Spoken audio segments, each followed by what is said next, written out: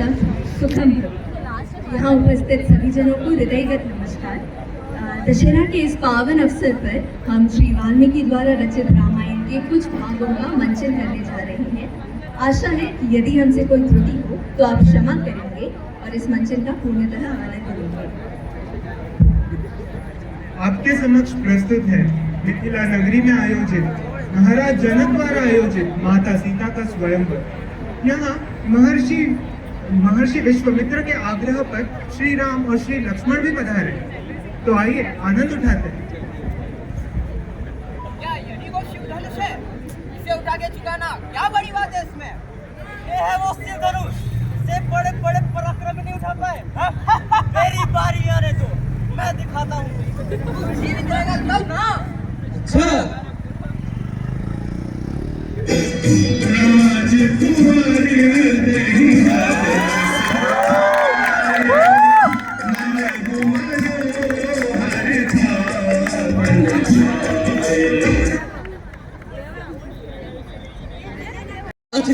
मालूम होते हैं ये।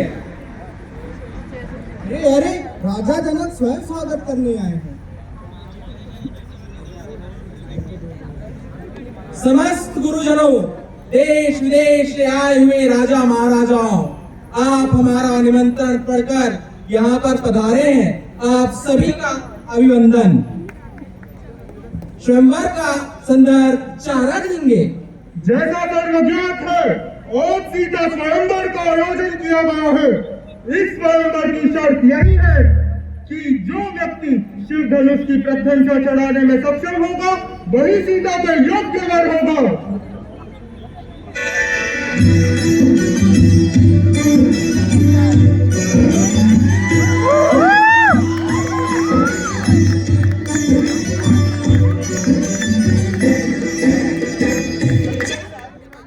आरंभ किया जाए।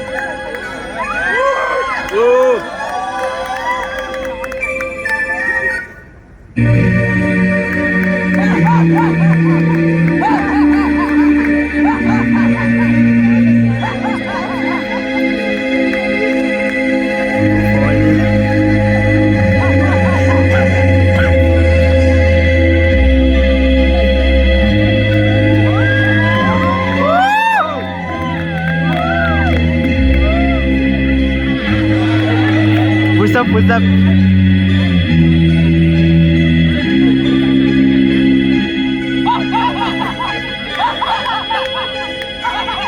इतना जल्दी आ रहा है। बहुत हुआ, अब और उपहास ना हो तो अच्छा है। मुझे यह देख के अत्यंत निराशा हुई है कि इस सभा में उपस्थित कोई भी शूरवीर इस शिव धनुष की प्रत्यंचा चढ़ाना तो दूर, इसे हिलाने में भी सक्षम ना हो पाया। क्या इस धरती से शूरवीर विहीन हो गए हैं? इतनी लज्जाजनक और अनुचित बात करने से पहले आपने ये नहीं सोचा कि सभा में सूर्यवंशी रघुकुल नंदन राम भी बैठे हैं। कोई भी सूर्यवंशी के सामने इस तरह की बात करने का साहस तक नहीं करता है, और आपने तो प्रभु श्री राम को सीधी वीरता की चुनौती दी है। शांत वत्स अपने आसन पर विराजे।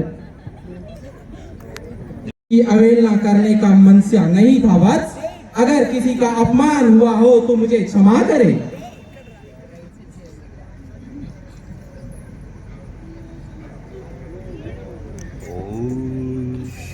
लो, अब बच्चे भी अपना पराक्रम दिखाएंगे। अच्छा, अब चिड़िया पहाड़ उठाने का चली है।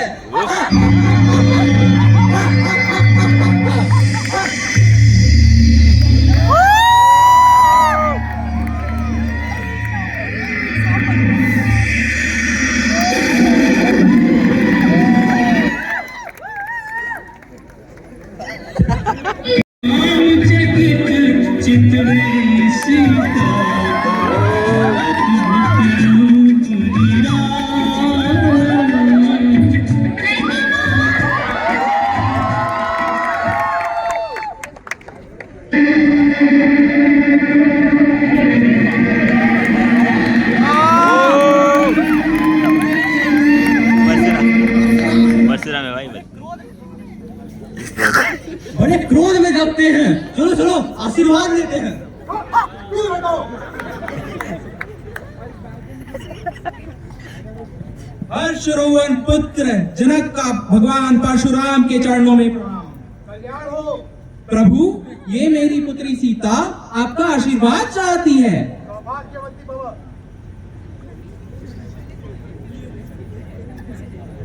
अभिनंदन है जमदग्ने। नमस्तुभ्यं ब्रह्म ऋषि विश्वामित्र।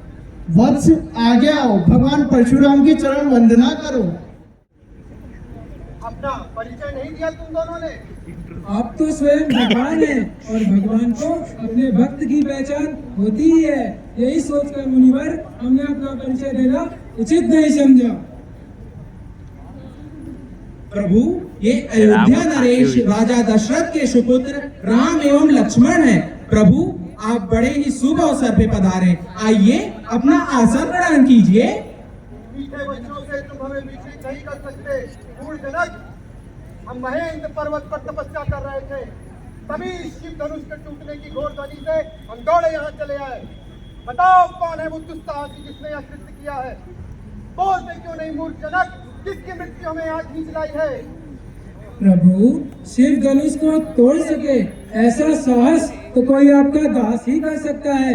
आपकी जो आज्ञा हो आप मुझे कहें। सेवक वह होता है जो सेवा करे, जो शत्रुता करे उसे शत्रु समान ही दंड देना चाहिए। कहाँ छिप बैठा है वह अपराधी? एक धनुष टूट गया तो उसमें इतना क्रोध करने की क्या बात है? हमने तो बचपन में बहुत सी धनुषें तोड़ी है। राजा के छोकरे तनिक होश में बात कर। तुमने इस महान धनुष को बच्चों की धनुषों समान समझ रखा है। ब्राह्मण देवता, धनुष और धनुषों में आपको अंतर समझ आता होगा, परंतु हम क्षत्रिय हैं। धनुष बाण से खेला तो हमारा नित्य कर्म है। क्यों रहे? लगता है तुझे अपने जीवन से मोह नहीं रहा। मुझे मोह हो या ना हो, परंतु इस शिव धनुष से आपको अत्यंत मोह दिखाई पड़ता है। इसीलिए आप इसके टूट जाने पर बच्चों की तरह बिलबिला रहे हैं। क्रोध त्याग दीजिए मुनिवर, बस आपने बहुत सुना लिया। लगता है तू अपनी माँ को निपूती बनाना चाहता है। मैंने तुझे अभी तक बालक समझकर जीवित छोड़ रखा था, और मैं आपको ब्राह्मण समझकर आप पे हाथ नहीं उठा रहा था। शिष्ट निरंकुश बालक, कदाचित तूने मुझे मात्र एक वेद पाठी ब्राह्मण समझ रखा है। यह तेरी भूल है।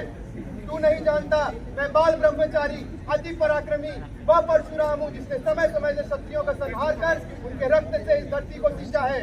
आप मुझे बार बार डरा रहे हैं। ऐसा लगता है जैसे कोई बालक फूंक मारकर बाहर लाने की चेष्टा कर रहा हो। विश्वामित्र, यदि इस बालक को जीवित चाहते हो तो इसे मेरी आंखों से दूर ले जाओ। आप आंखें बंद कर लीजिए प्रभु, मैं आपको दिखूंगा ही नहीं। बस बहुत हुआ। यह बालक निश्चय ही मरणहार है। आश्चर्य है, मेरे कुठार के सामने खड़े होकर भी यह कैसे अभी तक जीवित है। मुझे भी आश्चर्य है, कोई मेरे देवतुल्य भैया प्रभु श्री राम को मृत्युदंड देने की बात करे और मेरे बाणों से बचाओ। प्रभु, बच्चों के दोष पर बड़े क्रोध नहीं करते, शांत हो जाए भगवान। तुम चुप रहो कौशिक। भगवान, आप तो सहज सुजान हैं। बालक की बातों पे क्या क्रोध करना? आपका अपराधी तो मैं हूँ। मेरे ही हाथों से ये महान शिव धनुष भंग हुआ है। यदि आपको दंड देना ही है तो आप मुझे दीजिए।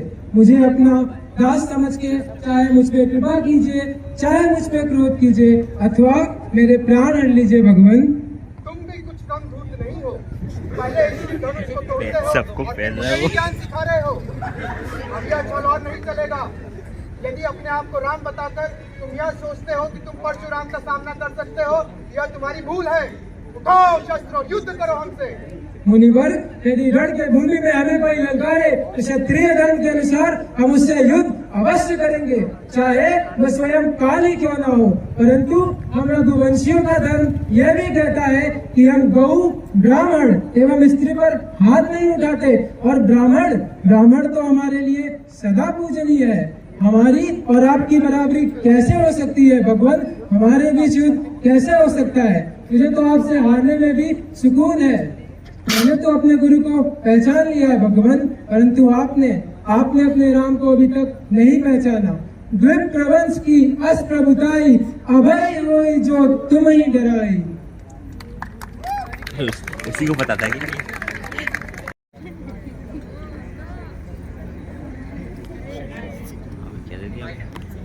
यह विष्णु द्वारा दिया गया धनुष है।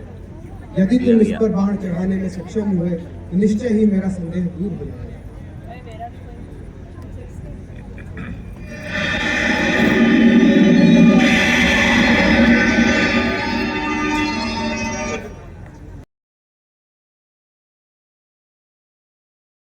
और फिर वन में प्रस्थान करते हैं। इस अवसर का लाभ उठाने के लिए साधु बनकर रावण माता सीता की कुटिया पर दस्तक देता है। भिक्षां देहि, भिक्षां देहि। माता सीता कुटिया से भिक्षा लेकर आती है।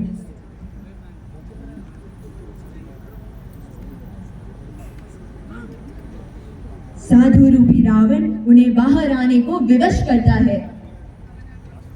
जैसे ही माता सीता लक्ष्मण रेखा पार करती हैं, रावण उनका हरण कर लंका की ओर ले जाता है।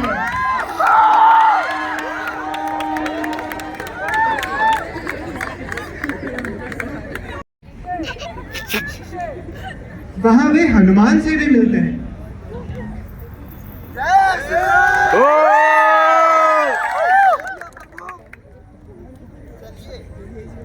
हनुमान के माध्यम से उनकी मित्रता सुग्रीव से होती है।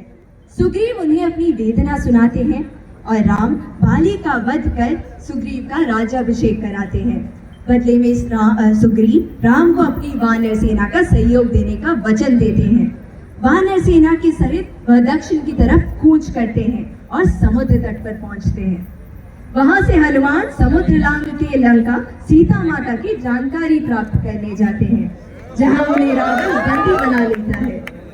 बंधन छुड़वाते हुए वह वापस अपनी सेना की ओर लौटते हैं और इस प्रक्रिया में अपनी पूंछ से पूरी लंका में आग लगा देते हैं। इसके पश्चात नल और नील को प्राप्त वरदान से और राम के नाम की महिमा से राम सेतु का निर्माण होता है और वानर सेना लंका की ओर कूच करती है और वहां एक भीषण युद्ध आरंभ होता है।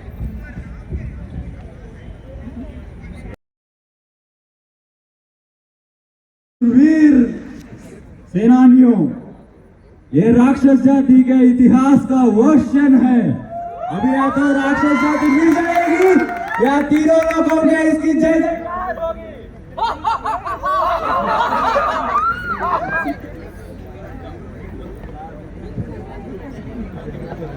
मैं हूँ कुंभकर्ण।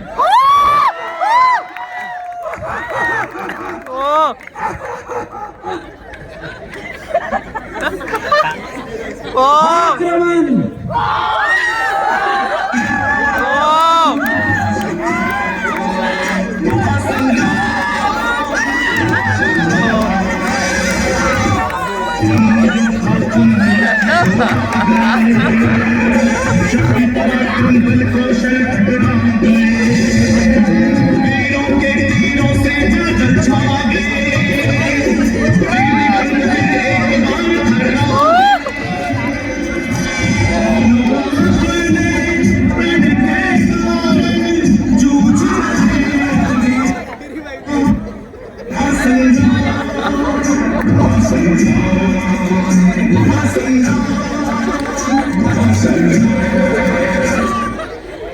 अबे कुंभकर्ण कहाँ गया?